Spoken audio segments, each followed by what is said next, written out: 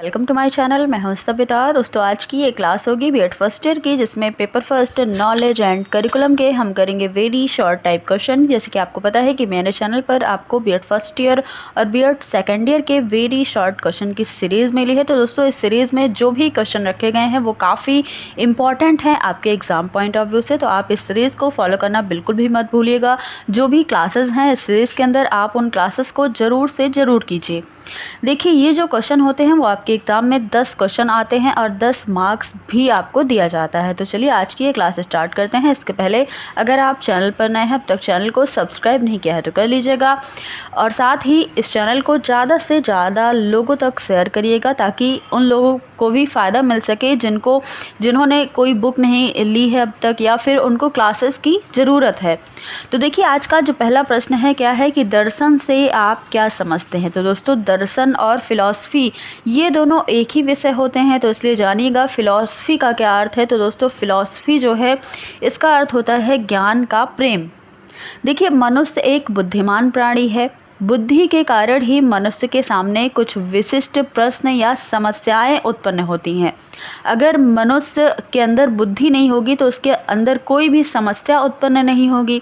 तो इसलिए उदाहरण के लिए क्या है कि हमारे जगत की उत्पत्ति क्यों, कैसे और कब हुई, ये सारी समस्याएं आती हैं। क्वेश्चन आते हैं हमारे अंदर कि हमारे जगत का स्वरूप क्या है, आत्मा क्या है, जीव क्या है और ईश्वर क्या है। तो इस तरह के जो भी क्वेश्चन हमारे मन में आते हैं, जो भी विचार उत्पन्न होते हैं, इस प्रकार के अलग अलग इन सारे प्रश्नों की खोज करने के लिए मनुष्य जो भी युक्तिपूर्वक प्रयास करता है, प्रयत्न करता है, उसे ही हम दर्शन कहते हैं। तो देखिए, आप आसानी से बहुत ही आसान शब्दों में समझ चुके होंगे कि दर्शन क्या है। तो दोस्तों, ये रहा आज का पहला प्रश्न। देखेंगे अगला प्रश्न क्या है, शिक्षा और दर्शन में क्या संबंध है, अथवा शिक्षा दर्शन का गतिशील पहलू है, वर्णन कीजिए। तो देखिए, यहाँ पर अथवा करके 2 प्रश्न दिए गए हैं। अगर इनमें से कोई भी प्रश्न आपके एग्जाम में आ जाए तो आप यहाँ पर यही आंसर देंगे। देखिएगा पॉइंट वाइज। पहला पॉइंट है कि शिक्षा दर्शन के निर्माण की आधारशिला होती है। शिक्षा जो है वो दर्शन को जीवित रखने का कार्य करती है। शिक्षा से दर्शन में गतिशीलता आती है, यानी कि निरंतरता, कॉन्टिन्यूटी बनी रहती है। दर्शन जीवन का एक विचारात्मक पक्ष होता है, जबकि शिक्षा क्या होती है, शिक्षा एक क्रियात्मक पक्ष होती है। अगला है कि दर्शन द्वारा ही शिक्षा के महत्व की खोज हुई है। शिक्षा दर्शन को नई समस्याओं से परिचित कराती है और शिक्षा और दर्शन का एक घनिष्ठ साथ संबंध है। तो दोस्तों, इस क्वेश्चन में आपने जाना कि शिक्षा और दर्शन का क्या संबंध होता है। देखिए, यहाँ पर हमने कुछ 6-7 पॉइंट्स दिए हैं, क्योंकि ये वेरी शॉर्ट यहाँ पर हम देख रहे हैं, इस वजह से। अगला प्रश्न है, आदर्शवाद के अनुसार शिक्षा के उद्देश्य बताइए। तो देखिए, आदर्शवाद का आधार एक आध्यात्मिक जगत होता है। उद्देश्य है कि सत्य के अनेक पहलुओं को समझना इसका उद्देश्य है। सुकरात ने कहा है कि आध्यात्मिकता की वृद्धि करना, रूसो के अनुसार मानव को मानव बनाने का प्रयत्न करना ही इसका उद्देश्य है। फ्रॉबेल के अनुसार पवित्र शुद्ध जीवन व्यतीत करना तथा दैवी शक्ति का ज्ञान प्राप्त करना उद्देश्य है इसका। और अगला है कि ज्ञान, आकृति और वस्तु के समन्वय का ज्ञान होना एकमात्र उद्देश्य है आदर्शवाद का। अगला प्रश्न है कि आदर्शवाद में शिक्षण पद्धति की संक्षिप्त विवेचना कीजिए। आपको बताना है कि आदर्शवाद में शिक्षण विधि कैसी थी, शिक्षण पद्धति कैसी थी। देखिएगा, आदर्शवाद उस शिक्षण पद्धति को श्रेष्ठ मानता है जो बालक के विकास में योगदान दे, जैसे कि प्रश्नोत्तर विधि, अभ्यास विधि, संवाद विधि, निर्देशन विधि, आगमन तथा निगमन विधि, वाद विवाद विधि, तर्क विधि और खेल विधि। तो ये कुछ विधियां थी आदर्शवाद की शिक्षा में। अगला प्रश्न है, शिक्षक के स्थान के विषय में आदर्शवादी विचारकों के विचार बताइए। रॉस जी ने कहा है, रॉस महोदय ने, कि प्रकृतिवादी कटीली झाड़ियों से संतुष्ट हो सकता है, परंतु आदर्शवादी सुंदर गुलाबों को ही पसंद करता है। इन्होंने प्रकृतिवादी को क्या कहा है कि प्रकृतिवादी लोग कटीली झाड़ियों को देखकर वो संतुष्ट हो जाते हैं, लेकिन आदर्शवादी हमेशा सुंदर गुलाब को ही पसंद करते हैं। अध्यापक का कार्य है बालक को उच्चता के शिखर पर पहुंचाना, मन, वचन और कार्य में समन्वय स्थापित करना, ये कार्य होता है अध्यापक का। शिक्षक का स्थान आदर्शवाद में काफ़ी महत्वपूर्ण माना गया है।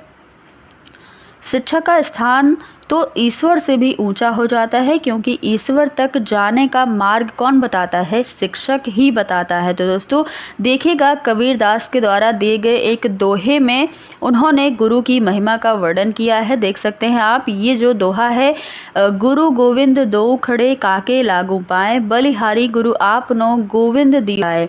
तो इस दोहे में कबीरदास जी ने गुरु की महिमा का काफ़ी अच्छा वर्णन किया है। अगला प्रश्न है, आदर्शवाद में बालक के स्थान की विवेचना कीजिए कि आदर्शवाद में बालक का क्या स्थान था। तो दोस्तों आदर्शवादी लोग बालक को एक पौधे के रूप में मानते थे, जिससे हम जैसा चाहें मन के अनुसार, अपने मन के अनुसार मनचाहा रूप दे सकते हैं। आदर्शवादी बालक में सद्गुण एवं संतुलित व्यक्तित्व का निर्माण करना चाहते थे। उनका विचार है कि यदि शिक्षक स्वयं ही आदर्श युक्त होगा, तभी छात्र भी आदर्श युक्त होंगे। उनके अनुसार अनुशासन के अभाव में भी कोई लक्ष्य प्राप्त नहीं किया जा सकता। ये जो आदर्शवाद में बालक के स्थान का यहाँ पर वर्णन किया गया है, इसको आपने देख लिया है। अगला प्रश्न देखेंगे कि प्रकृतिवादी शिक्षा की संक्षिप्त विवेचना कीजिए। प्रकृतिवादी शिक्षा एक नकारात्मक शिक्षा है। यह प्रचलित विषयों को पाठ्यक्रम में सम्मिलित करने का विरोध करता है। इसके पाठ्यक्रम में प्रकृति के उन व्यवहारों को रखा जाता है जिससे बालक को किसी भी प्रकार की अनुभूति होती हो। इसमें समाज के अनुभव को जरा भी आश्रय नहीं दिया गया है। तो ये एक नकारात्मक शिक्षा है, यानी कि निगेटिव एजुकेशन है। अगला प्रश्न है, प्रकृतिवाद में शिक्षण विधि व शिक्षक का स्थान कैसा था? बताइएगा, शिक्षण विधि कैसी थी और शिक्षक का क्या स्थान था? देखिए, शिक्षण विधि की बात करें तो खेल विधि, प्रोजेक्ट विधि, प्रत्यक्ष प्रणाली, ह्यूरिस्टिक विधि और मॉन्टेसरी विधि, ये कुछ विधियां थी प्रकृतिवाद में। और शिक्षक का जो स्थान है ये बिल्कुल भी महत्वपूर्ण नहीं था। इसमें बालक प्रकृति के इशारे पर जीवन की शिक्षा को ग्रहण करता है। शिक्षक का कार्य केवल वातावरण का निर्माण करना होता था, इससे अधिक कुछ भी नहीं। प्रकृतिवाद में शिक्षक का स्थान पर्दे के पीछे रहने वाले एक सूत्रधार के जैसा था। तो ये स्थान था प्रकृतिवादी में शिक्षक का। अगला प्रश्न देखेंगे जो कि है, यथार्थवादी शिक्षा में शिक्षण विधि बालक शिक्षक की विवेचना कीजिए। यहाँ पर आपको बताना है कि यथार्थवादी में शिक्षा की विधियाँ कैसी थी, बालक का स्थान क्या था और शिक्षक का स्थान क्या था।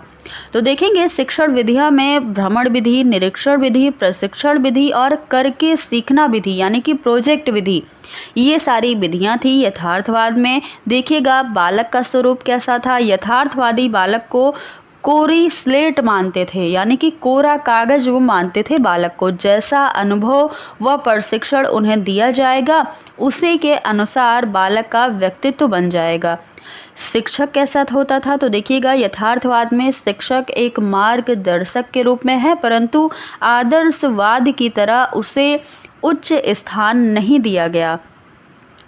अगला प्रश्न है, प्रयोजनवाद में शिक्षा का पूर्ण वर्णन कीजिए।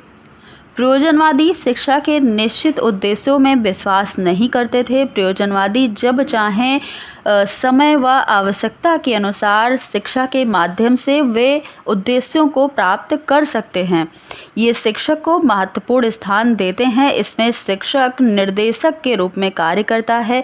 प्रयोजनवादी प्रगतिशील शिक्षण पद्धति पर विश्वास रखते हैं। करके सीखना या अनुभव द्वारा सीखना, एकीकरण द्वारा सीखना, ये कुछ विधियां होती हैं इनकी।